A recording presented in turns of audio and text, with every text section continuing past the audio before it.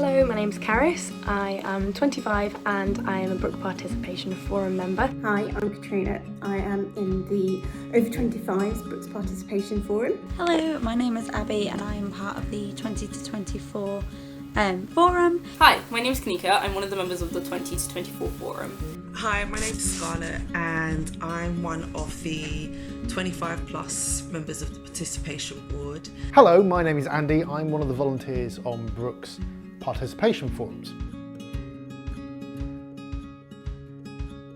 I wanted to get involved with Brook because they are, of course, a leading sexual health charity, and I've been doing sexual health things since I was the welfare officer in my students' union. I got involved with the forum because I'm passionate about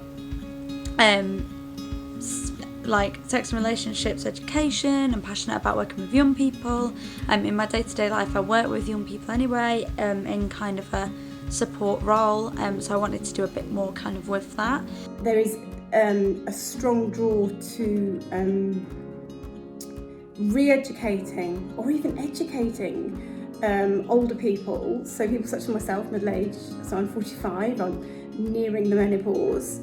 And I think there's a lot of misunderstanding about sex and how it can be seen as a pleasurable experience and how we should break down barriers and be talking about it.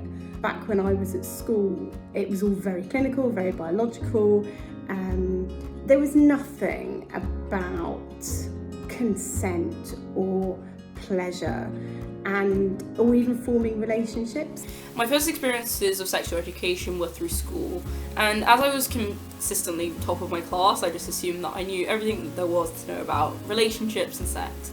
However, once I started going out into the real world, I learned that it was just completely different from everything that I'd previously learned.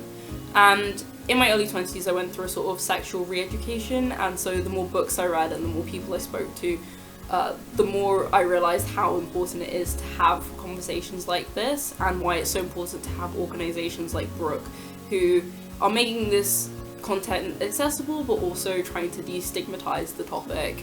And I also really like the ethos that I found from Brook, like from my experiences with them. I come from South London and I come from a mixed race background. I'm half British and half West Indian, and Brook as a child for me and teenager in the 90s was a place that I felt safe in and I felt represented in, and I felt that particularly with me exploring my bisexual identity, I was able to really get the help and referrals that I needed, coming from the background that I did.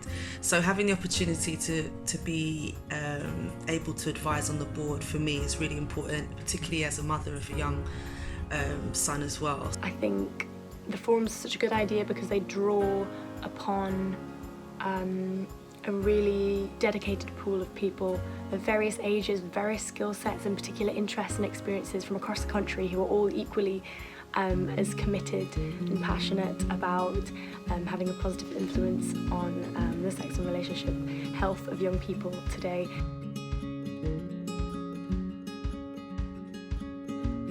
I think it's essential for young people to be involved in Brook work because otherwise you don't know what you need to provide resources for.